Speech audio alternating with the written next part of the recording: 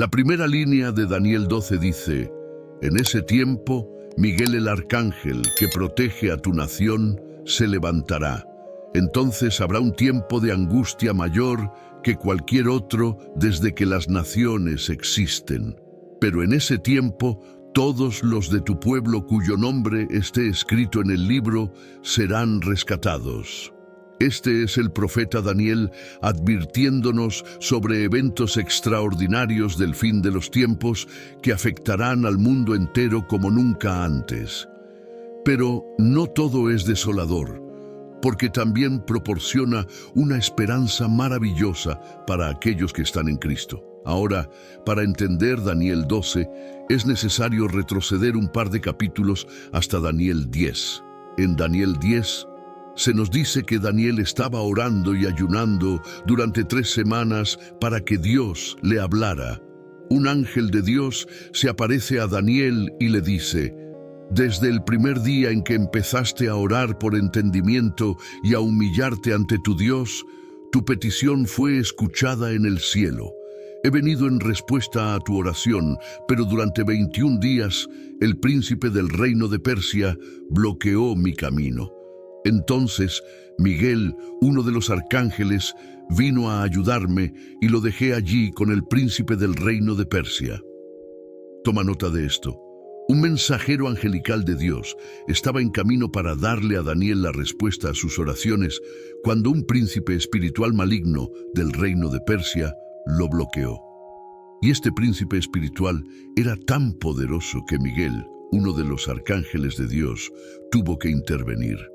Ahora, en Daniel 10:20, el mensajero angelical sigue hablando con Daniel y dice: ahora debo regresar para luchar contra el príncipe de Persia, y cuando haya salido, vendrá el príncipe de Grecia.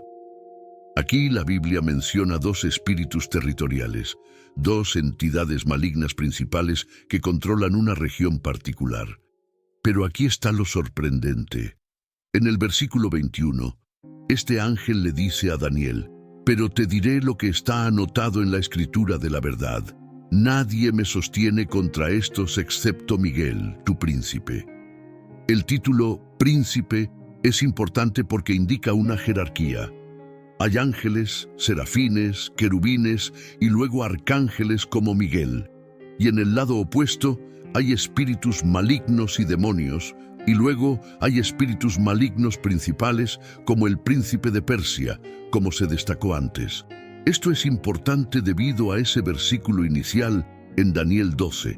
Miguel el arcángel, que protege a tu nación, se levantará.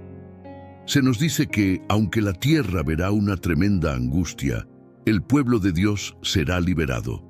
Ten esto en cuenta mientras profundizamos más en Daniel 12. Se nos dice que viene un tiempo de problemas como nunca antes ha habido desde que existe una nación. Pongámoslo en contexto. Observa todos los diferentes períodos de la historia. Se avecina un tiempo peor que el período antediluviano, que fue entre la caída del hombre y el gran diluvio de Génesis. Se avecina un tiempo peor que cuando el Imperio Romano gobernaba y había una persecución cristiana generalizada. Se avecina un tiempo peor que la Primera y la Segunda Guerra Mundial. Y lo interesante de la profecía bíblica es que la palabra de Dios se alinea con la palabra de Dios. Puedes tener personas o profetas viviendo en diferentes eras y en diferentes generaciones, y cuando Dios les da una palabra, se alinea con las Escrituras. El profeta Daniel no fue el único que profetizó sobre tiempos terribles por venir. El profeta Jeremías dijo: pregunten y vean, ¿puede un hombre dar a luz? Entonces, ¿por qué veo a cada hombre fuerte con las manos en el estómago como una mujer en trabajo de parto? Todos los rostros se han vuelto pálidos como la muerte. ¡Qué terrible será ese día! No habrá otro igual. Será un tiempo de angustia para Jacob, pero él será salvado de él. Esto se encuentra en Jeremías 30, 6, 7. En el Nuevo Testamento, nuestro Señor mismo dijo en Mateo 24, 21, 22: porque entonces habrá gran angustia, como no la ha habido desde el principio del mundo hasta ahora, ni la habrá. Si esos días no se acortaran, nadie sobreviviría, pero por el bien de los elegidos, esos días serán acortados. Como puedes ver, lo que Daniel dijo sobre un tiempo de problemas por venir se confirma repetidamente en la Biblia. Pero dicho todo esto, no debes llenarte de miedo, porque recuerda que la Biblia nos promete liberación como hijos de Dios, ya que dice, en ese tiempo, todos los de tu pueblo cuyo nombre esté escrito en el libro serán rescatados.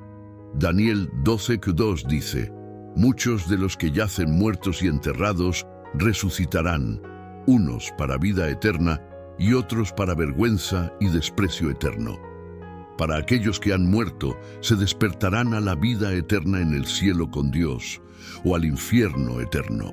Una vez más, la Biblia nos hace saber que todos realmente están en uno de dos campos. Son seguidores de Cristo o seguidores del diablo.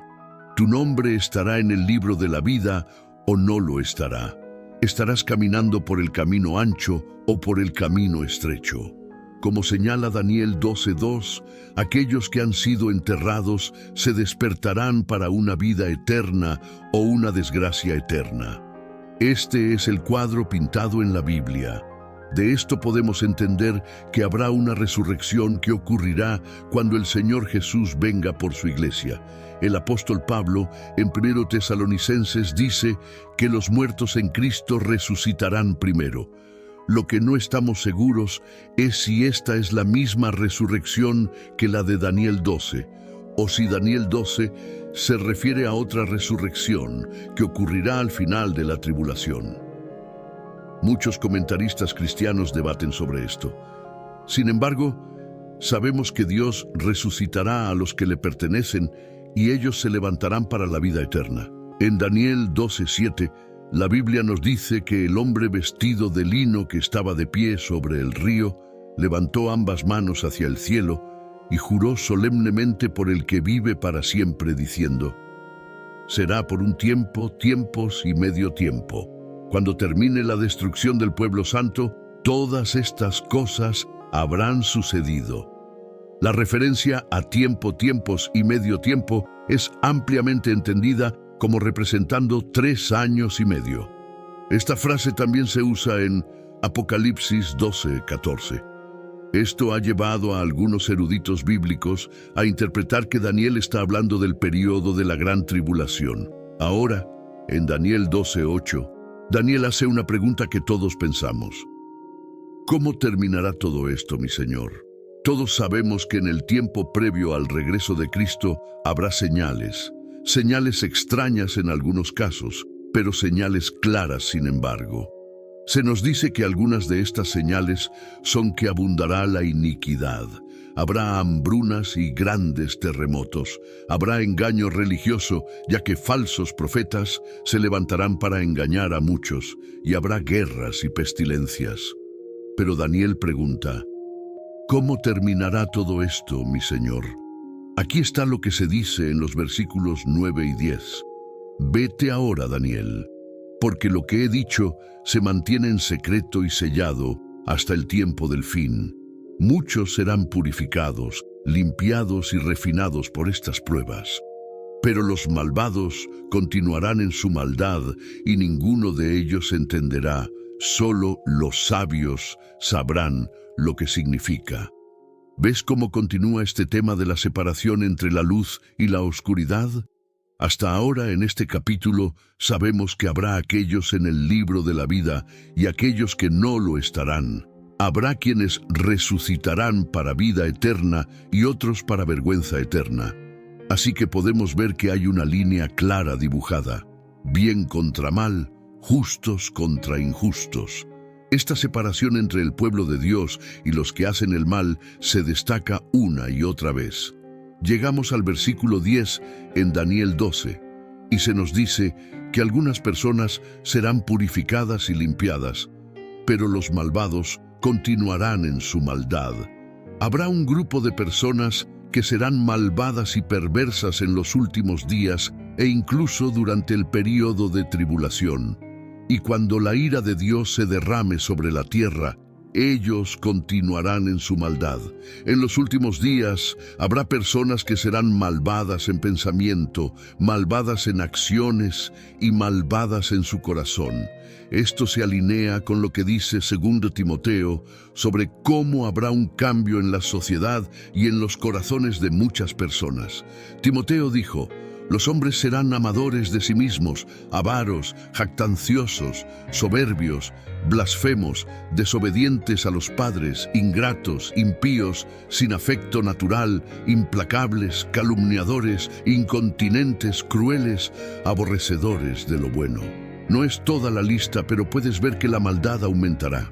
Los últimos versículos de Daniel 12 dicen: desde el momento en que se quita el sacrificio diario y se establece la abominación desoladora, habrá 1290 días. Bendito el que espera y llega a los 1335 días, pero tú sigue tu camino hasta el fin. Descansarás y te levantarás para recibir tu herencia al final de los días. ¿Qué es la abominación desoladora? Jesucristo habló de este signo del fin de los tiempos y de su regreso inminente diciendo: por tanto, cuando vean en el lugar santo la abominación desoladora de la que habló el profeta Daniel, una abominación es algo aborrecido y detestable para Dios y su pueblo, y bíblicamente hablando, la desolación implica destruir, profanar y dejar algo en tal estado que deja sin palabras a quien lo vea. La profecía de Daniel sobre la abominación desoladora se pensó que se había cumplido en la historia antigua. En un momento, el rey Antíoco Epífanes IV, que gobernó Palestina del 175 al 164 a.C., trató a Israel de manera tan horrible que ellos se rebelaron. Cuando Antíoco llegó para sofocar la rebelión, sus fuerzas entraron en el templo de Jerusalén, instalaron un altar a Zeus y ofrecieron cerdos como sacrificio. Este acto fue considerado abominable porque profanó la parte más sagrada del templo, el Santo de los Santos. Lo que hizo el rey Antíoco fue idolatría. Sin embargo, años después de Antíoco, Jesús estaba advirtiendo a sus discípulos sobre eventos futuros que marcarían el fin de los tiempos. En Mateo 24 menciona la abominación desoladora como un evento futuro, porque luego advierte a las personas diciendo: entonces los que estén en Judea huyan a las montañas. El que esté en la azotea no baje a sacar nada de su casa, y el que esté en el campo no vuelva a buscar su ropa. En general, cuando lees profecías bíblicas como las del libro de Daniel, los eventos futuros no deben asustarte como hijo de Dios. Recuerda que todos aquellos cuyos nombres están escritos en el libro serán rescatados. Todos los que están en Cristo tienen esperanza. Lucas 21:28 dice: cuando estas cosas comiencen a suceder, miren hacia arriba y levanten la cabeza, porque su redención está cerca. Recientemente, escuché a un pastor decir la siguiente declaración: estoy muy preocupado por la cantidad de enseñanzas falsas y falsos profetas que han encontrado su camino en Internet. Cristianos vulnerables los escuchan como si todo lo que dicen fuera de la boca de Dios. Todo debe estar en acuerdo con lo que dice la Biblia. La profecía bíblica nos advirtió que antes del rapto habrá un gran alejamiento de la fe y, si es posible, hasta los elegidos serían engañados. Un aspecto crucial de nuestro camino como creyentes es no solo entender el engaño, sino desenmascararlo en estos últimos días. Porque no es un secreto que debemos navegar en un mundo lleno de mensajes contradictorios y falsedades atractivas. Por eso la Biblia es importante, nos equipa con sabiduría para discernir la verdad del engaño. Quiero darte 4 ilustraciones de cómo el engaño está operando en este mundo y por qué es aceptado por muchos. La primera ilustración es lo que llamo el disfraz del camaleón. Imagina a un camaleón camuflándose perfectamente con su entorno, adaptando su apariencia para ocultar su verdadera identidad. Esto es similar a una persona que parece ser cristiana, habla como cristiana e incluso actúa como cristiana cuando la ves. Sin embargo, su corazón y sus intenciones están lejos de Jesucristo. Así es como el engaño en los últimos días a menudo se presenta, de maneras que imitan la verdad. El engaño hoy hace que sea difícil para una persona distinguir entre la verdad y la mentira. Jesús nos advirtió en Mateo 24:24 diciendo: porque se levantarán falsos cristos y falsos profetas, y harán grandes señales y prodigios, de tal manera que engañarán, si fuera posible, aún a los escogidos. Tal como el disfraz del camaleón requiere una observación cuidadosa, debes prestar mucha atención. Nosotros también debemos ser vigilantes y discernir, buscando la verdad inmutable que se encuentra en la palabra de Dios. La segunda ilustración es el espejismo de las ilusiones brillantes. Piensa en un viajero cruzando un desierto, sediento y cansado. En la distancia aparece un oasis reluciente que promete alivio. Sin embargo, a medida que el viajero se acerca, el espejismo se disuelve, dejando solo decepción. En 2 Timoteo 4:3-4, el apóstol Pablo advierte: porque vendrá tiempo cuando no soportarán la sana doctrina, sino que, teniendo comezón de oír, se amontonarán maestros conforme a sus propias concupiscencias. La atracción de las falsas enseñanzas puede ser tan engañosa como un espejismo, dejándonos espiritualmente sedientos. El verdadero refresco proviene del agua viva de las enseñanzas de Cristo. La tercera ilustración es el rompecabezas de las verdades a medias. Imagina un rompecabezas al que le faltan algunas piezas. Desde lejos parece completo, pero una inspección más cercana revela los huecos, mostrando que las cosas están fragmentadas e incompletas. El engaño a menudo implica verdades parciales entretejidas cuidadosamente para crear una narrativa convincente. Jesús enfatizó la importancia del discernimiento en Lucas 21:8 cuando dijo: mirad que no seáis engañados, porque vendrán muchos en mi nombre diciendo: yo soy el Cristo, y el tiempo está cerca. No vayáis en pos de ellos. Así como un rompecabezas necesita todas sus piezas para formar una imagen coherente, debemos confiar en el consejo completo de la palabra de Dios para protegernos contra el engaño. Ahora, mi última ilustración no está tanto dirigida a entender el engaño, sino más bien a desenmascararlo. Me gustaría llamarla la estrella polar guía. Considera a los marineros que navegan vastos océanos bajo la guía de la estrella polar.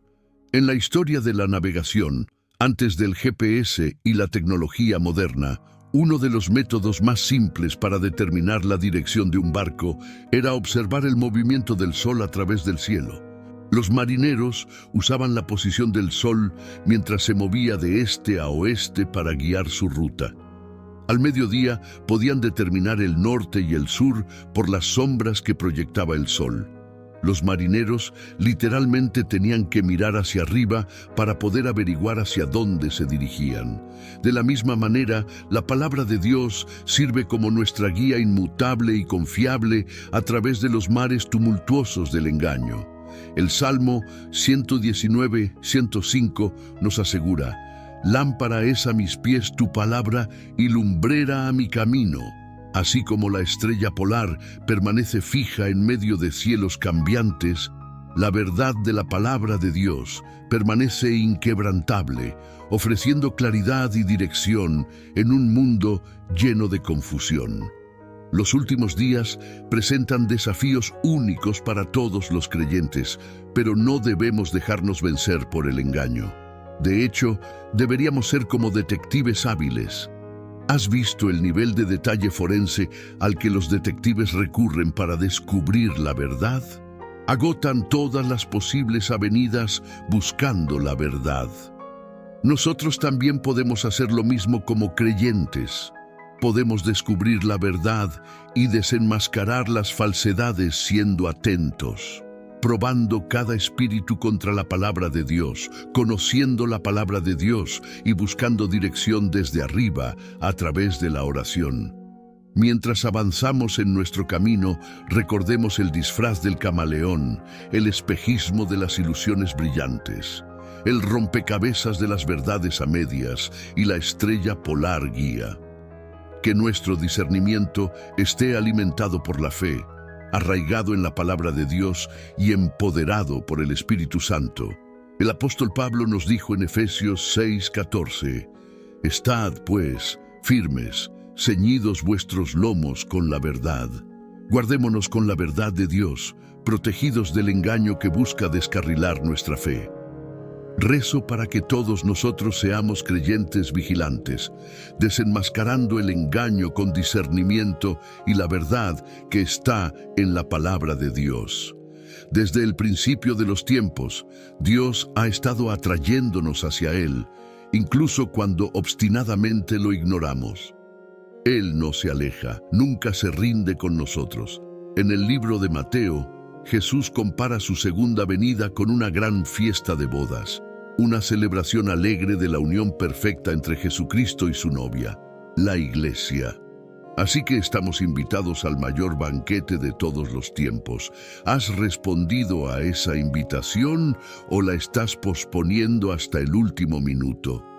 Tal vez te has vuelto sordo al sonido de Él llamando. Tal vez tu atención ha sido capturada por otras cosas como el trabajo, las finanzas y el amor romántico. Esas cosas parecen importantes hasta que te das cuenta de que son solo temporales y cuando tu vida termine o Jesús regrese, ya no tendrán valor.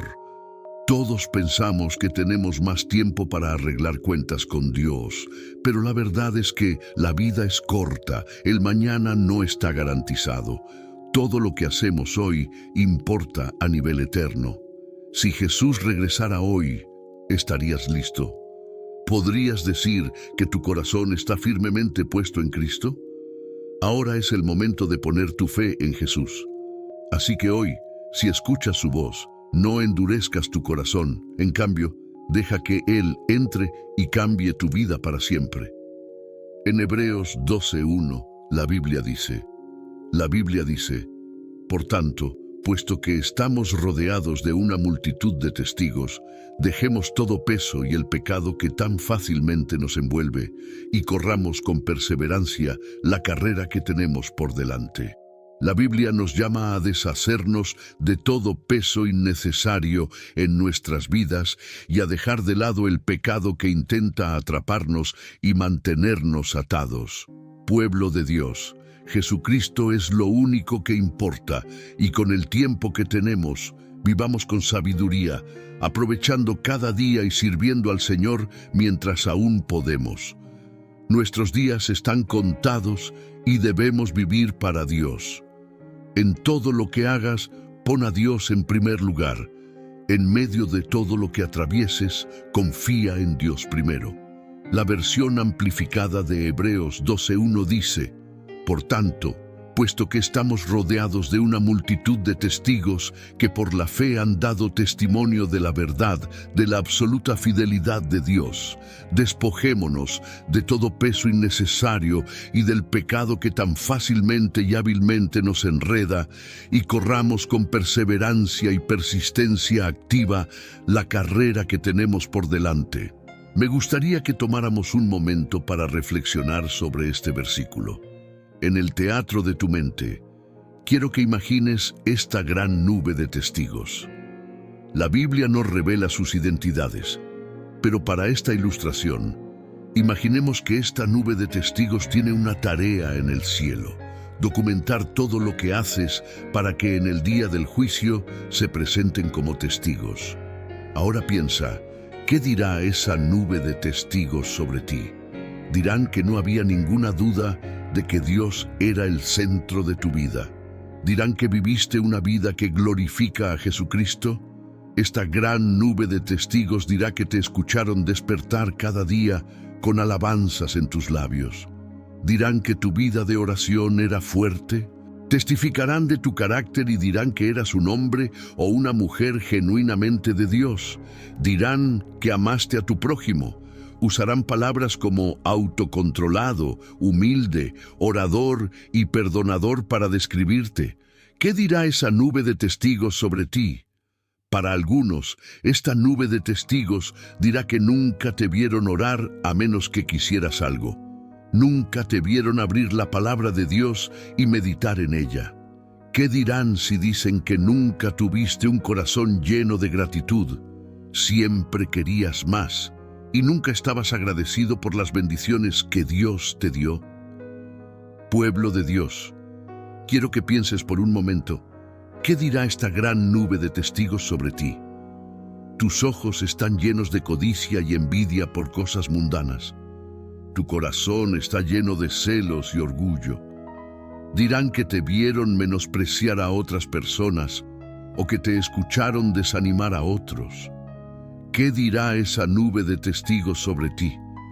¿Qué dirán sobre tu caminar con Cristo, el estado de tu corazón o lo que haces en privado?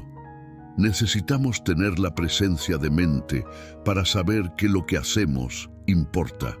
Nuestras decisiones diarias importan, así que rezo para que vivas una vida protegida. Rezo para que protejas tu mente contra pensamientos negativos. Rezo para que protejas tu corazón contra la envidia, los celos y la codicia. Rezo para que protejas tus ojos y oídos contra cualquier cosa impura. Rezo para que el Espíritu Santo te dé la fuerza para luchar la buena batalla y sobre todo, rezo para que la gracia de Dios esté sobre tu vida. Persigue a Dios todos los días. En Apocalipsis 3:20, el Señor se dirige a su iglesia y dice: Aquí estoy a la puerta y llamo.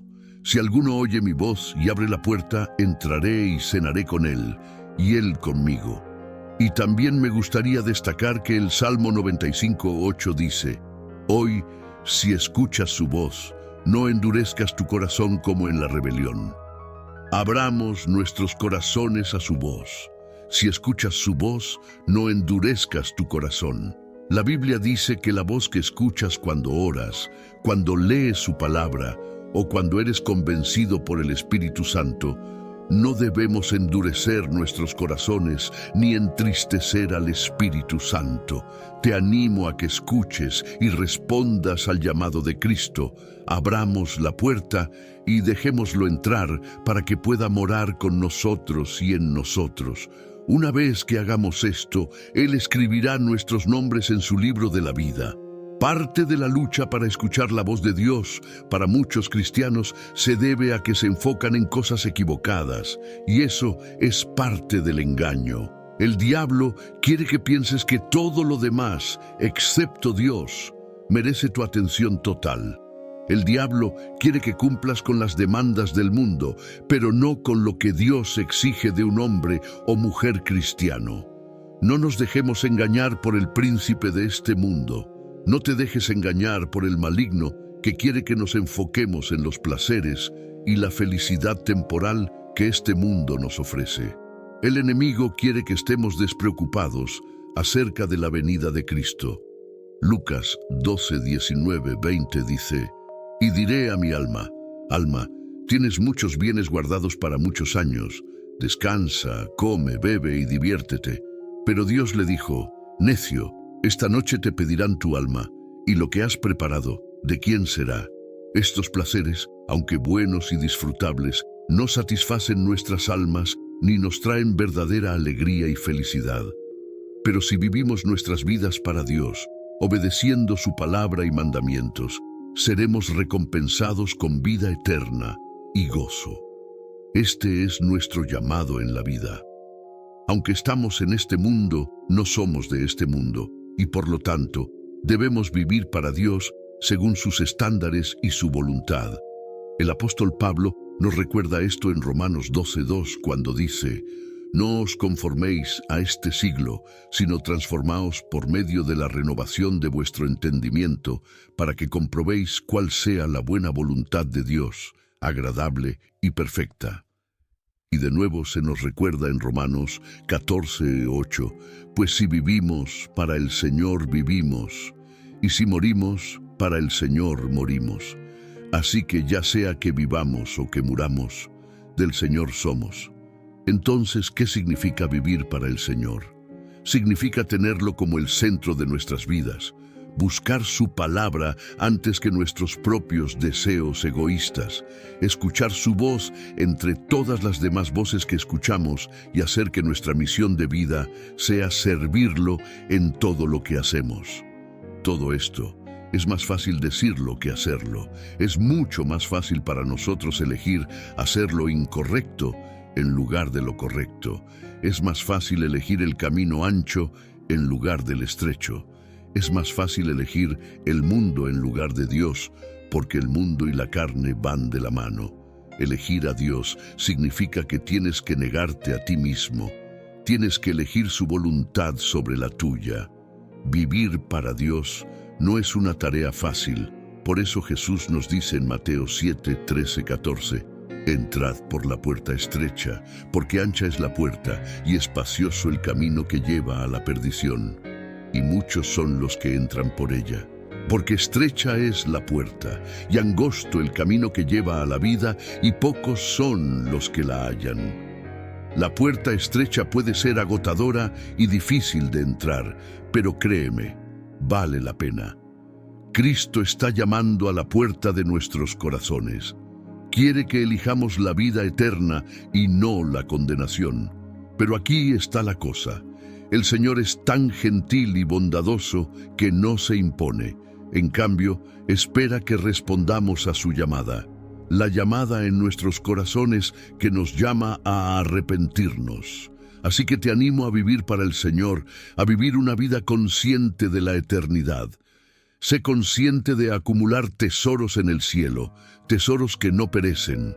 Sé consciente de que tus pensamientos, tus hechos, tus acciones, todos importan. Solo cuando vivimos una vida dedicada y comprometida a Jesucristo, podemos esperar un día tener vida eterna en su presencia. Así que hagamos las elecciones correctas mientras estamos aquí en la tierra, porque lo que hacemos aquí afecta nuestra eternidad. Vivamos con la mirada puesta en la eternidad. Nuestras decisiones diarias tienen un impacto eterno. Cuando ponemos a Dios en el centro de nuestras vidas, nuestras acciones reflejan su amor y verdad. Es crucial que mantengamos esta perspectiva en todo momento. El apóstol Pablo nos exhorta en Colosenses 3:2. Poned la mira en las cosas de arriba, no en las de la tierra. Esto significa que debemos concentrarnos en lo eterno y no en lo temporal. Las preocupaciones mundanas, aunque importantes, no deben desviar nuestra atención de nuestro objetivo final: vivir para Dios y alcanzar la vida eterna. Además, Santiago 4:14 nos recuerda la brevedad de la vida. Porque ¿qué es vuestra vida? Ciertamente es neblina que se aparece por un poco de tiempo y luego se desvanece. Debemos aprovechar al máximo el tiempo que tenemos, sirviendo a Dios y buscando su voluntad en todo lo que hacemos. Para fortalecer nuestra fe y mantenernos firmes en nuestro camino, es vital nutrirnos de la palabra de Dios. Segunda Timoteo 3:16-17 dice: Toda la Escritura es inspirada por Dios y útil para enseñar, para reprender, para corregir y para instruir en justicia, a fin de que el hombre de Dios sea perfecto, enteramente preparado para toda buena obra. La Biblia es nuestra guía y nos equipa para enfrentar los desafíos de la vida con sabiduría y discernimiento. La oración también juega un papel fundamental en nuestra relación con Dios. Filipenses 4:6-7 nos anima: Por nada estéis afanosos, sino sean conocidas vuestras peticiones delante de Dios en toda oración y ruego, con acción de gracias, y la paz de Dios, que sobrepasa todo entendimiento, guardará vuestros corazones y vuestros pensamientos en Cristo Jesús. A través de la oración, podemos entregar nuestras preocupaciones a Dios y recibir su paz y dirección. Finalmente, la comunidad de creyentes es un apoyo esencial en nuestro caminar con Cristo. Hebreos 10, 24, 25 dice: y considerémonos unos a otros para estimularnos al amor y a las buenas obras, no dejando de congregarnos, como algunos tienen por costumbre, sino exhortándonos, y tanto más, cuanto veis que aquel día se acerca. Juntos podemos animarnos, fortalecernos y crecer en nuestra fe. En conclusión, vivamos con la eternidad en mente, poniendo a Dios primero en todo. Mantengámonos firmes en su palabra, en oración y en comunidad con otros creyentes. Así podemos vivir vidas que honren a Dios y que estén preparadas para el día en que nos encontremos con Él.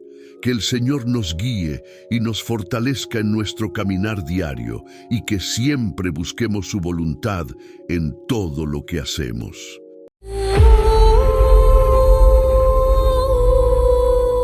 Los ángeles caídos rara vez son mencionados en la Biblia debido al hecho de que la gran mayoría de los ángeles en el cielo nunca han caído en desgracia y se han pasado al lado oscuro. Sin embargo, algunos eligieron hacerlo. Antes de discutir lo que dice la Biblia acerca de los ángeles caídos, primero debemos abordar el concepto del libre albedrío de los ángeles. Los ángeles caídos tienen libre albedrío. Antes de profundizar en lo que dice la Biblia sobre los ángeles caídos, recuerda que el cielo fue su hogar eterno en un principio, pero ahora han caído de él. ¿Qué causó que todo esto ocurriera? Sin embargo, debemos reconocer que los ángeles tienen libre albedrío. Su caída se explica por su libre albedrío. Esto es evidente en el libro de Judas 5:6, nueva versión King James. Pero quiero recordarte, aunque una vez supiste esto, que el Señor, habiendo salvado al pueblo de la tierra de Egipto, después destruyó a aquellos que no creían, y a los ángeles que no guardaron su propio dominio, sino que abandonaron su propia morada, los ha reservado en cadenas eternas, bajo oscuridad, para el juicio del gran día. Según Judas, los ángeles no guardaron su propio dominio. El término dominio propio significa regla o punto de partida. Los ángeles caídos no guardaron su comienzo, lo que significa que no siguieron el camino para el que fueron creados. Los ángeles fueron creados desde el principio para estar en el cielo con Dios, alabándolo y haciendo su voluntad. Al igual que los humanos fueron creados para glorificarlo, pero los humanos fueron creados para vivir en la tierra, no los ángeles. A pesar de esto, estos ángeles abandonaron su comienzo o su punto de partida en el cielo. Eligieron rechazar el plan de Dios para sus vidas al ejercer su libre albedrío. Según la Biblia, estos ángeles son ángeles caídos porque abandonaron el cielo. ¿Qué les sucedió a estos ángeles según la Biblia? Son Pedro 2:4, nueva versión King James. Porque si Dios no perdonó a los ángeles que pecaron, sino que los arrojó al infierno y los entregó en cadenas de oscuridad para ser reservados para el juicio. El líder de estos ángeles es Satanás, que se transforma en un ángel de luz. La declaración de Pablo sobre Satanás muestra lo que una vez fue. Es 2 Corintios 11, 12, 15, nueva versión King James. Pero lo que hago, seguiré haciéndolo, para que corte la oportunidad de aquellos que desean ser considerados como nosotros en las cosas de las cuales presumen. Porque tales son falsos apóstoles, obreros fraudulentos que se transforman a sí mismos en apóstoles de Cristo. Y no es de extrañar, porque Satanás mismo se transforma en ángel de luz. Por lo tanto, no es sorprendente que sus ministros también se transformen en ministros de justicia, cuyo fin será conforme a sus obras. La afirmación de Pablo sobre Satanás muestra exactamente quién era Satanás. Por eso Pablo dice que Satanás mismo se transforma.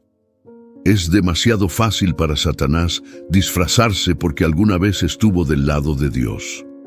Al igual que todos los demás ángeles, fue creado como un ángel, pero se rebeló y llevó consigo a otros ángeles. ¿Cómo llegaron a abandonar su dominio adecuado? Este es el lugar para aprender sobre la gran rebelión en el cielo, los ángeles caídos y la gran rebelión, como algunos la llaman. La gran rebelión fue un evento en el cual Satanás y un tercio de los ángeles del cielo llevaron a cabo una guerra contra Dios y sus ángeles en un intento de derrocar el reinado de Dios en la esfera eterna. Apocalipsis 12, 7, 12, nueva versión King James. Y se libró una guerra en el cielo. Miguel y sus ángeles combatieron contra el dragón. Y el dragón y sus ángeles pelearon, pero no prevalecieron, ni se halló ya lugar para ellos en el cielo. Así que fue arrojado fuera el gran dragón, la serpiente antigua, que se llama Diablo y Satanás, el cual engaña al mundo entero. Fue arrojado a la tierra, y sus ángeles fueron arrojados con él. Entonces oí una gran voz en el cielo que decía: Ahora ha venido la salvación, el poder y el reino de nuestro Dios y la autoridad de su Cristo, porque ha sido lanzado fuera el acusador de nuestros hermanos, el que los acusaba delante de nuestro Dios día y noche. Y ellos le han vencido por medio de la sangre del Cordero y de la palabra del testimonio de ellos, y menospreciaron sus vidas hasta la muerte, por lo cual alegraos, cielos, y los que moráis en ellos. Ay de los moradores de la tierra y del mar, porque el diablo ha descendido a vosotros con gran ira, sabiendo que tiene poco tiempo. Según Apocalipsis 12, el dragón, también conocido como el diablo y Satanás, en el versículo 9, luchó contra Miguel, el arcángel y jefe de los ángeles y los ángeles de Dios. El diablo y sus ángeles fueron derrotados por los ángeles de Dios, por lo que el gran dragón fue arrojado y sus ángeles con él. Apocalipsis 12:4 dice que el diablo conspiró contra Dios, su creador, y que él y los ángeles que lo siguieron perdieron la batalla. Según los versículos anteriores de Apocalipsis 12, versículos 1-6, sabemos que un tercio del anfitrión angelical celestial lo siguió. Apareció en el cielo una gran señal, una mujer vestida del sol, con la luna debajo de sus pies, y sobre su cabeza una corona de 12 estrellas. Y estando encinta, clamaba con dolores de parto, en la angustia del alumbramiento. También apareció otra señal en el cielo, he aquí un gran dragón escarlata que tenía 7 cabezas y 10 cuernos, y en sus cabezas 7 diademas. Y su cola arrastraba la tercera parte de las estrellas del cielo y las arrojó sobre la tierra. Y el dragón se paró frente a la mujer que estaba para dar a luz, a fin de devorar a su hijo tan pronto como naciese. Y ella dio a luz un hijo varón, que regirá con vara de hierro a todas las naciones. Y su hijo fue arrebatado para Dios y para su trono. Y la mujer huyó al desierto, donde tiene lugar preparado por Dios, para que allí la sustenten por 1260 días. Su cola, la cola del dragón que es el diablo y Satanás, arrastró la tercera parte de las estrellas del cielo y las arrojó a la tierra. Según Apocalipsis 12:4, las estrellas del cielo también se refieren a los ángeles, ya que Jesús describe a Satanás como una estrella fugaz. Lucas 10:17-20, nueva versión King James. Entonces los 70 volvieron con gozo, diciendo: Señor, aún los demonios se nos sujetan en tu nombre. Y les dijo: Yo veía a Satanás caer como relámpago del cielo. En este pasaje, Jesús confirma la caída de Satanás del cielo, indicando su rebelión contra Dios y su derrota. Rayos del cielo. Mira, te doy autoridad para pisotear serpientes y escorpiones y sobre todo el poder del enemigo, y nada te hará daño. Sin embargo, no te regocijes en esto de que los espíritus te estén sujetos, sino regocíjate más bien, porque tus nombres están escritos en el cielo. Los discípulos, los 70, están enseñando, predicando y sanando, y luego le dicen a Jesús: Señor, incluso los demonios se nos sujetan en tu nombre, como si eso fuera lo más sorprendente. Jesús es el Señor, así que no debería sorprenderse de ver su poder incluso sobre los demonios. A pesar de esto, Jesús declara: «Vi a Satanás caer como un rayo del cielo». Desde su caída del cielo, Satanás ha maltratado a los humanos, lo que explica el nacimiento de gigantes y el aumento de la posesión demoníaca durante su ministerio. Jesús se encontró con muchos demonios y los demonios sabían quién era Jesús. ¿Cuántos ángeles forman un tercio del anfitrión angelical? ¿Qué porcentaje del anfitrión angelical es un tercio de los ángeles? Esa es una pregunta que puede que nunca tenga una respuesta definitiva, pero podemos deducirlo al examinar lo que dice la Biblia sobre cuántos ángeles estamos tratando. Hemos conocido a algunos ángeles en las Escrituras, incluyendo a Gabriel, Miguel, los dos ángeles que descendieron a Sodoma, los ángeles que descendieron para quitar la piedra en la resurrección de Jesús, y así sucesivamente.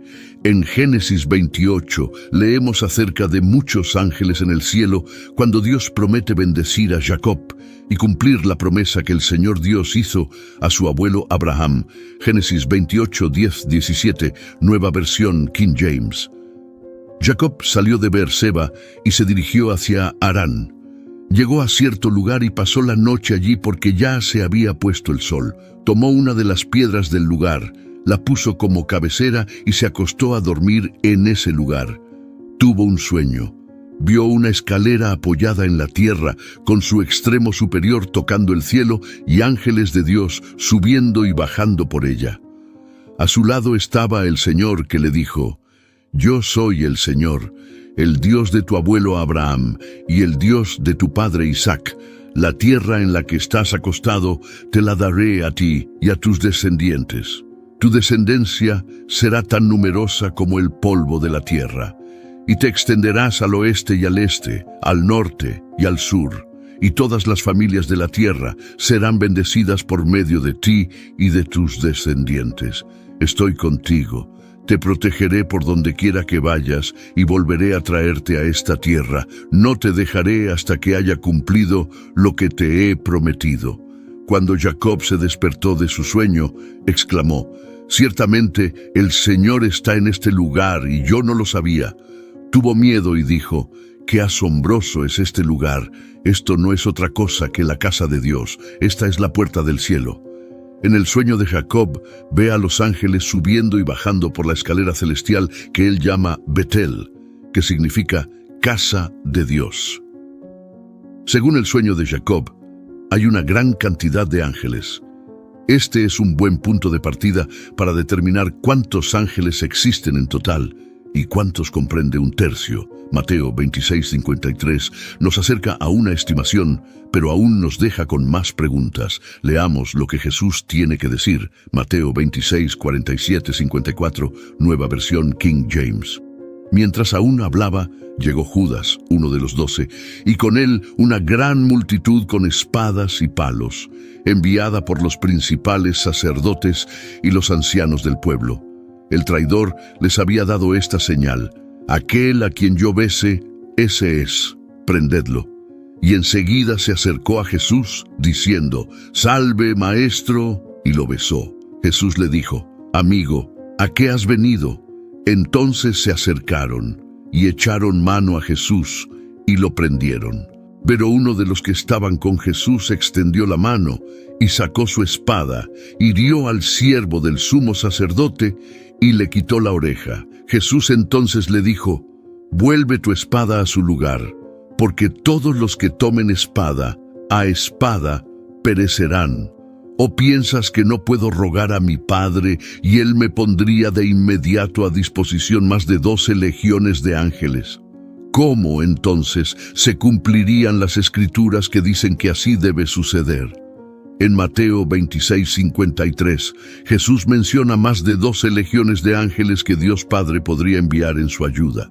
Aunque la palabra «más» indica que esta cifra es solo un anticipo del número exacto, seguimos preguntándonos qué es una legión. En ese momento, una legión se definía como 620 hombres, por lo que al considerar que Jesús menciona 12 legiones de ángeles, podemos calcular un número multiplicando el número de soldados por legión por 12. 6.820 hombres en una legión multiplicados por 12 legiones angélicas igualan 81.912 soldados. Hemos visto que Jesús afirma que el Padre podría enviar al menos 82.000 ángeles en su ayuda la noche que fue arrestado. Este es el único lugar en las Escrituras donde encontramos un número tan grande de ángeles, pero nos dice que hay más de 81.000 ángeles en el cielo, incluyendo ángeles caídos y el infierno como juicio. ¿Qué sucede después de que los ángeles caídos abandonan el cielo en Apocalipsis 12? Son arrojados a la tierra, mientras que 2 Pedro 2 dice que son arrojados al infierno. ¿Cómo conciliamos estos dos pasajes? Ya sabemos que el infierno fue creado para el diablo y sus ángeles. Mateo 25:31, 24:30, nueva versión King James. Cuando el Hijo del Hombre venga en su gloria y todos los ángeles santos con él, entonces se sentará en su trono de gloria.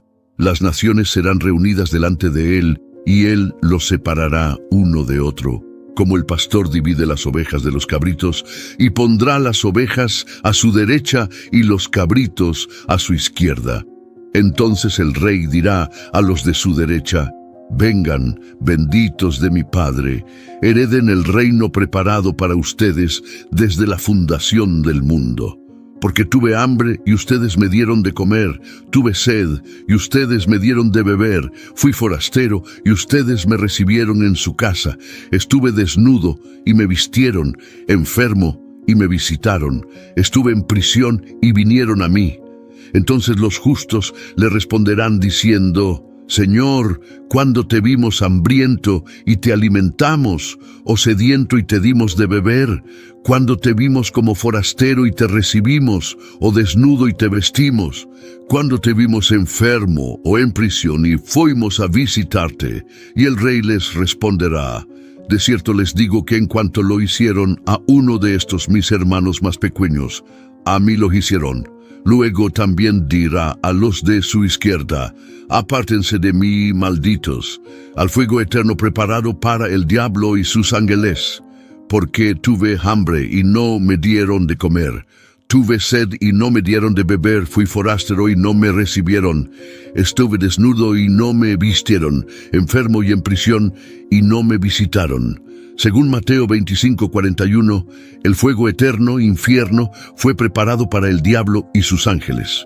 En otras palabras, el infierno nunca fue destinado para una sola persona, aunque Judas y otros sin duda terminarán allí al final.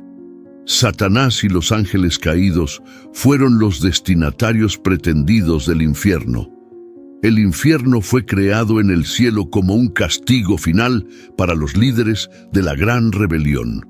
Pero el Señor permite que otros en las naciones que juzga vayan también allí debido a la elección, el libre albedrío y la responsabilidad dada por Dios al hombre de elegir su destino eterno, ya sea el cielo o el infierno. Y es al infierno a donde Satanás y los ángeles caídos, el tercio que se rebeló junto a él, irán al final de todas las cosas.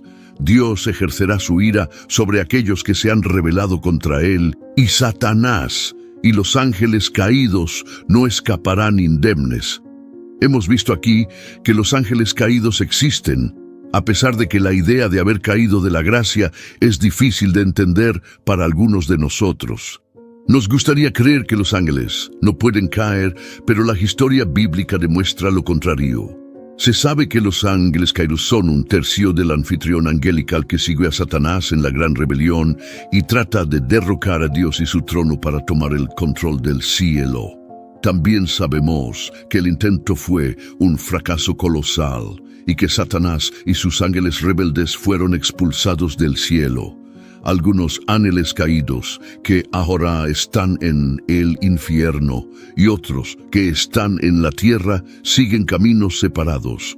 Según Génesis 6, los ángeles caídos se mezclaron con los humanos y tuvieron hijos gigantes con mujeres humanas. Tres verdades para recordar sobre Satanás y los ángeles caídos. Jesús y Satanás no son opuestos iguales. Es un error grave considerar a Dios y al diablo como polos opuestos. Esto le da a Satanás mucho más crédito del que merece. La disparidad de poder entre Dios y Satanás es la de un creador infinito y su obra.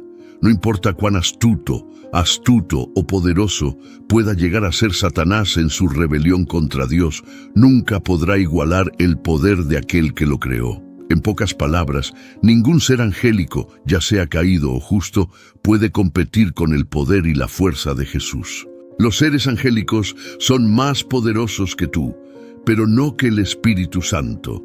Por otro lado, subestimar el poder de Satanás es un error igualmente peligroso. No es más fuerte que Dios, pero sí lo es más que tú. Durante milenios, Satanás ha ideado planes oscuros y malévolos. Es un mentiroso habilidoso y un manipulador con un poder sin igual para cualquier ser humano mortal. Sin embargo, aunque debemos estar alerta ante Satanás, no necesitamos temerle. Ni siquiera sabemos cuál es su verdadero nombre y creo que es a propósito. Es una pista sutil de que ni siquiera es una amenaza lo suficientemente grande para Dios como para justificar conocer su nombre. Entonces, aunque Satanás o cualquier ser angélico caído podría derrotarnos fácilmente, no tenemos nada que temer si eres seguidor de Jesús. El Espíritu Santo te ha unido a Él, por lo que el diablo no tiene poder sobre ti, excepto el que le permites tener. La derrota de Satanás fue predicha desde el principio. Podemos ver el fin desde el principio en los primeros capítulos de Génesis, cuando Dios declara al serpentario derrotado, incluso después de que logra llevar a Adán y Eva por mal camino. Esto es lo que Dios le dice al serpentario: pondré enemistad entre tú y la mujer, y entre tu descendencia y la suya. Él te aplastará la cabeza, y tú le aplastarás el talón. Génesis 3:15. Y vemos esta promesa cumplida en el sacrificio de Jesús. A pesar de haber recibido un golpe fatal, Jesús aplastó la cabeza de la serpiente mientras entregaba su espíritu. Esperamos con ansias el día en que su promesa se cumpla plenamente, y esa antigua serpiente, que es el diablo y Satanás, será arrojada a un lago de fuego para no hacer daño ni ser herido nunca más. Apocalipsis 20. Gracias a la cruz de Cristo tenemos esta esperanza. Permanezcan preparados para la guerra espiritual. Muchos de nosotros, criados en tiempos modernos, frecuentemente somos ciegos a las realidades espirituales y las fuerzas invisibles que están en juego. Sabemos acerca de ellas por los libros, hablamos sobre ellas. Sin embargo, pocos de nosotros realmente participamos en ellas. Al hacerlo, podemos exponernos a un ataque espiritual. La forma más rápida de perder una batalla es no darse cuenta de que está involucrado en una. El poder de Jesús va mucho más allá de las palabras en una página y la esperanza de después de la muerte. Cada día, batallas espirituales se libran a nuestro alrededor. Si queremos ser guerreros espirituales eficaces, debemos enfocarnos en la oración, sintonizar nuestros corazones con la presencia muy real de Dios y cultivar el discernimiento mientras buscamos hacer la obra de nuestro Padre. Nuestro adversario es formidable, pero nuestro Dios lo es aún más.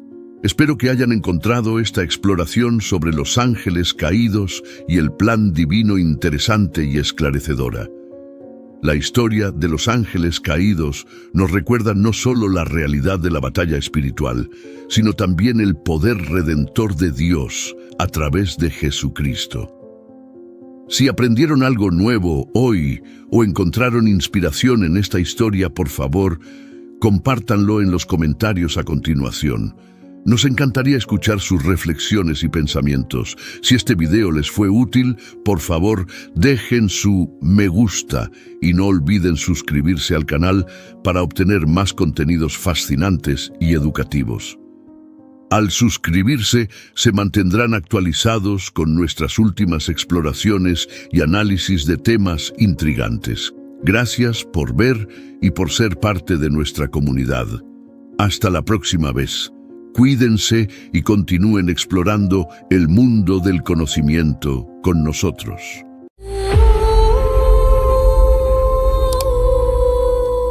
Lo que hará el anticristo en 2024 es impactante. Hay un sentido palpable de urgencia en el aire. Es claro para todos los que creen en la línea profética de Dios que el reloj está marcando el tiempo, y es esencial. El mundo, sin lugar a dudas, se encuentra en una encrucijada donde se desarrolla la línea profética de Dios, y debido a las señales de los tiempos en los que vivimos, la urgencia en nuestros corazones debe reflejar la urgencia de los tiempos. Hay un cambio evidente ocurriendo en nuestro mundo y un mensaje que no debemos ignorar. El título de nuestro sermón es «Lo que hará el anticristo en 2024 es impactante».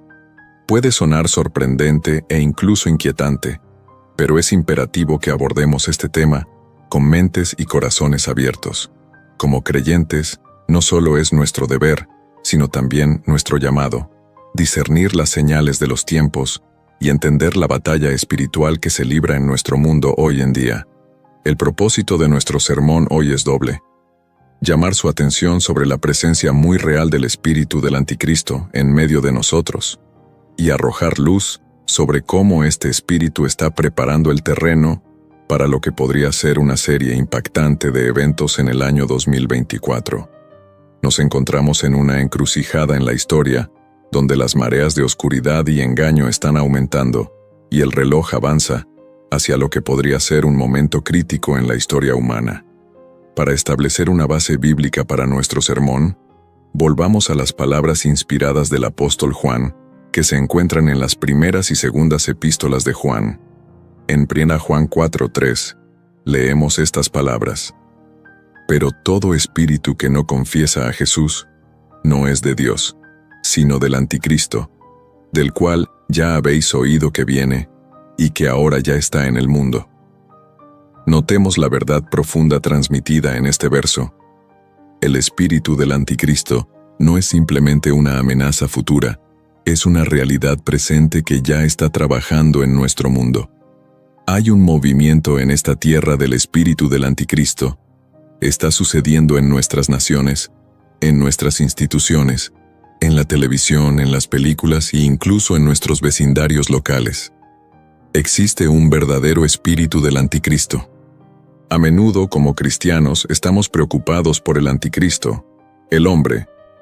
Sí, el anticristo vendrá como un hombre real, un hombre de carne y hueso. Pero lo que necesitan saber y recordar es que antes de que se revele en el escenario mundial, antes de que dé un paso al frente y tome el centro del escenario, su espíritu ya está trabajando en el mundo, activamente en acción. Así como ustedes están llenos del Espíritu Santo, hay personas que están genuinamente llenas del espíritu del anticristo. Están guiadas y dirigidas por su espíritu. No necesitan ser teólogos para ver el espíritu del anticristo tomando el control del mundo secular. En 1 Juan 2:18, Juan nos advierte: «Hijitos, ya es el último tiempo, y según vosotros oísteis que el anticristo viene, así ahora han surgido muchos anticristos. Por esto conocemos que es el último tiempo». Las palabras de Juan resuenan con una urgencia que nosotros también debemos reconocer hoy. Estamos en la última hora. Nos dice que incluso en su tiempo había muchos anticristos, aquellos que se oponían a Cristo y buscaban apartar a las personas de su verdad. Ahora pueden preguntarse, ¿por qué es esencial enfocarse en el espíritu del anticristo en lugar de obsesionarse con un individuo específico? La razón es clara. Al entender el espíritu que se opone a Cristo, podemos reconocer mejor sus manifestaciones en el mundo que nos rodea. Podemos discernir las señales de los tiempos no especulando sobre la identidad de una figura en particular, sino observando el aumento de la ilegalidad, el deterioro moral y el engaño que caracterizan nuestra era. ¿Qué hará el espíritu del anticristo en 2024? En esencia, lo que hará el espíritu del anticristo en 2024 es una continuación de lo que ha estado haciendo desde el comienzo de la última hora de la que habla el apóstol Juan. Habrá una clara aceleración en el rechazo de la verdad y una aceptación de la oscuridad. En los últimos 15 años, hemos visto una clara aceleración en el rechazo de la verdad, y esto solo continuará en 2024. El espíritu del anticristo, en su núcleo, está en contra de la verdad. Jesucristo es la verdad. Jesucristo es la luz, y podemos ver cómo las corrientes se están moviendo en este mundo cada vez más, ya que las personas ya no aceptan la verdad absoluta. Estamos viviendo en un mundo donde las personas aman la oscuridad. Observen las tonterías que se están aceptando en el mundo hoy en día. Esto no es natural. Es casi como si el sentido común ya no fuera común. Cada persona tiene su propia verdad y esto continuará. Estamos viviendo en un mundo en el que algunos han rechazado la realidad y han decidido vivir en su propia realidad.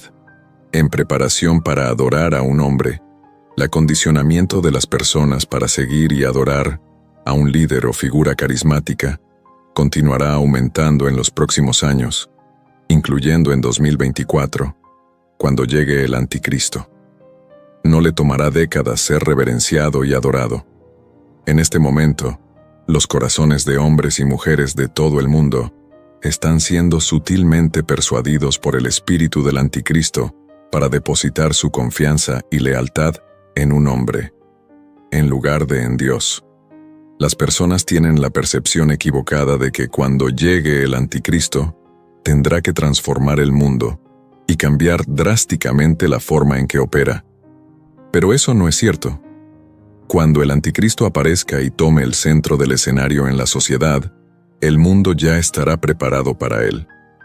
Desafortunadamente, este mismo espíritu del anticristo está presente en muchas iglesias y entre muchos feligreses. Observen las malas conductas que ocurren en algunas iglesias. Observen la inmoralidad presente en algunos entornos religiosos. Numerosas iglesias parecen estar energizadas y dirigidas por el mismo espíritu del anticristo. Puede ser incómodo de escuchar, pero si el anticristo apareciera hoy y comenzara su reinado, hay iglesias que lo abrazarían. No solo lo aceptarían, sino que lo respaldarían. No solo lo respaldarían, sino que también tomarían su marca y lo adorarían. ¿Por qué? Porque están influenciados por su espíritu, que ya está activo en el mundo, allanando el camino para su aparición. Si el anticristo estuviera aquí hoy, hay personas que conocen que lo aceptarían y aceptarían su marca. A menudo subestimamos la influencia y actividad del espíritu del anticristo en nuestro mundo. 3. El espíritu del anticristo acercará al mundo a la aceptación de la marca. El concepto de la marca de la bestia, como se menciona en el libro de Apocalipsis, es un recordatorio inquietante de las profundidades de engaño que el espíritu del anticristo puede lograr. Aunque no podemos predecir la forma exacta que tomará la marca, las tendencias sociales sugieren que las personas pueden volverse cada vez más propensas a la idea de aceptar una marca o sistema que les otorgue acceso a bienes, servicios y privilegios. Esta aceptación gradual puede hacer que las personas sean más susceptibles a comprometer su fe y lealtad a Cristo por conveniencia y ganancia mundana. Apocalipsis 13, 16, 17 dice: «Y hacía que a todos, a pequeños y grandes, ricos y pobres, libres y esclavos, se les pusiese una marca en la mano derecha o en la frente, y que ninguno pudiese comprar ni vender, sino el que tuviese la marca o el nombre de la bestia, o el número de su nombre». Durante generaciones, eruditos, teólogos y santos de Dios han reflexionado sobre esta profecía, considerándola como un escenario distante en un futuro inimaginable. Sin embargo, con la velocidad del avance tecnológico y los cambios societales que estamos presenciando hoy en día, esta profecía parece menos como una visión lejana y más como una realidad inminente. La era digital ha traído consigo capacidades que solo podíamos soñar hace unas décadas. El mundo en el que vivimos hoy es completamente diferente al mundo en el que vivíamos hace 40 años. Los vehículos a través de los cuales me están escuchando ahora simplemente no existían y eran inimaginables. Tecnologías biométricas como el reconocimiento facial y de huellas dactilares se han vuelto comunes. Chips RFID y tecnologías de comunicación de campo cercano, NFC, están integrados en nuestra vida cotidiana, desde pagos sin contacto hasta entradas sin llave. Además, hay un impulso global hacia una sociedad sin dinero en efectivo, donde las monedas digitales y las transacciones en línea se están convirtiendo rápidamente en la norma. Estos desarrollos representan la infraestructura que teóricamente podría respaldar el tipo de sistema descrito en Apocalipsis 13. Además, la creciente interconexión mundial y la convergencia de los sistemas financieros globales significan que implementar un sistema universal como el descrito en la profecía es más factible ahora que nunca antes. Estamos en la última hora, damas y caballeros. Las recientes y sin precedentes eventos, especialmente en los últimos 5 años, han demostrado la capacidad del mundo para unirse y adoptar soluciones unificadas. Esta unidad, aunque prometedora en muchos aspectos, también prepara el escenario para un líder o sistema mundial singular para ejercer la influencia descrita en Apocalipsis. En esencia, aunque no podemos afirmar definitivamente que estemos al borde de presenciar el cumplimiento de Apocalipsis 13, 16, 17, las piezas del rompecabezas están claramente sobre la mesa. El mundo nunca ha estado tan preparado tecnológica y sociopolíticamente para que estos eventos ocurran. Esto es un recordatorio sobrio de la relevancia atemporal de las antiguas profecías y la necesidad de estar vigilantes en estos tiempos cambiantes. El espíritu del anticristo en 2024 continuará trabajando hacia este objetivo. 4. El aumento del pecado y la ilegalidad en la profecía bíblica. Uno de los títulos que destaca prominentemente en la profecía bíblica es el hombre de la ilegalidad. Esta descripción proporciona información sobre el carácter y la naturaleza de una figura del fin de los tiempos que se opone fuertemente al orden divino y la ley de Dios. Este título pinta la imagen de una persona que encarna el caos, la rebelión y un desprecio flagrante por la justicia. El hombre de la ilegalidad es, en muchas interpretaciones, sinónimo del anticristo, una figura que se profetiza surgirá en los últimos tiempos, guiando al mundo por el camino equivocado con su engaño y carisma.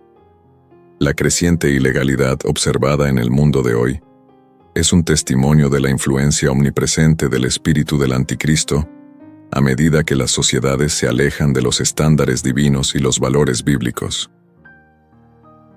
El espíritu que impulsa a la humanidad hacia la ilegalidad gana impulso a medida que los tiempos en que vivimos reflejan las profecías, mostrando un claro aumento en la desobediencia contra los absolutos morales y la verdad espiritual. El caos, la decadencia moral y la rebelión intensificada contra el orden divino son etapas preparatorias para la manifestación final del anticristo. A medida que avanzamos hacia 2024, la trayectoria parece clara. A medida que el espíritu del anticristo se arraiga aún más, podemos anticipar un aumento en la ilegalidad en todo el mundo. Este espíritu, ya activo e influyente, continuará socavando los límites morales, facilitando un clima propicio para el surgimiento del anticristo. Al aprovechar las vulnerabilidades sociales y capitalizar la predisposición de la humanidad hacia el pecado, el espíritu del anticristo está preparando el terreno para un futuro donde la ilegalidad no sea la excepción, sino la norma. Cuando observamos el mundo hoy en día, presenciamos un creciente alejamiento de los valores morales y éticos. Las líneas entre lo correcto y lo incorrecto parecen difuminarse a medida que las normas sociales se apartan de los principios establecidos en la palabra de Dios. En 2024, esta tendencia es probable que se intensifique, lo que llevará a un aumento en la ilegalidad que desafiará los mismos fundamentos de la sociedad civil. El espíritu del anticristo prospera en un ambiente donde prevalece el relativismo moral, lo que facilita que las personas racionalicen comportamientos que son una clara desobediencia a los mandamientos de Dios. El espíritu del anticristo no está esperando una fecha futura para hacerse conocer. Ya está activo y próspero hoy. Observen los males del pasado, la maldad que hemos leído en las Escrituras. No son solo historias del pasado, se están manifestando ante nuestros propios ojos. Han escuchado las historias de Sodoma y Gomorra, ciudades tan malvadas que atrajeron el juicio ardiente de Dios. Les han contado sobre los días de Noé, un tiempo tan corrupto que Dios purificó la tierra con un diluvio. ¿Y quién puede olvidar a Babilonia, la personificación del orgullo humano, la arrogancia y la desafío contra el Altísimo? Ahora, escúchenme bien. Los pecados, la maldad, las depravaciones de esos tiempos no desaparecieron en el aire. Han resucitado, se han renovado y se han vuelto a empaquetar para nuestro tiempo. El mundo moderno, mis amigos, es un crisol de cada cosa vil que alguna vez desafió a Dios. Es como si el diablo tomara un poco de cada una de esas épocas de la historia, las mezclara para crear el mundo en el que vivimos ahora. No se dejen engañar, no hemos progresado, hemos retrocedido. El pecado puede usar una máscara diferente, pero su rostro es el mismo. El pecado puede tener herramientas modernas, pero su intención es antigua. El diablo no necesita inventar nuevos pecados, simplemente reutiliza los antiguos para una nueva generación. Permítanme decirles algo. La conveniencia del pecado en nuestros días debería aterrarnos. Hubo un tiempo en que el pecado requería esfuerzo, cuando tenías que aventurarte en el mundo para encontrarlo. Pero ahora, el pecado lama a nuestras puertas, llega directamente a nuestros hogares, acecha en los dispositivos móviles que sostenemos en nuestras manos. Estamos en una era digital donde la maldad está a solo un clic de distancia. Es un mundo donde nuestros hijos, justo bajo nuestros techos, pueden estar expuestos a cosas que harían que Sodoma se sonrojara. Un mundo donde la tentación no está a la vuelta de la esquina, sino justo en nuestros bolsillos. Pero permítanme recordarles que esto no sucede por casualidad. Está orquestado. Es un esfuerzo conjunto del espíritu del anticristo para adormecernos, para sensibilizarnos, para hacernos aceptar lo inaceptable y para preparar al mundo para el hombre de la ilegalidad y el hombre del pecado. Es el plan del diablo hacer que el pecado sea tan común, tan prevalente, que ya no lo veamos por lo que realmente es: una rebelión contra un Dios santo. No estamos esperando la llegada del anticristo.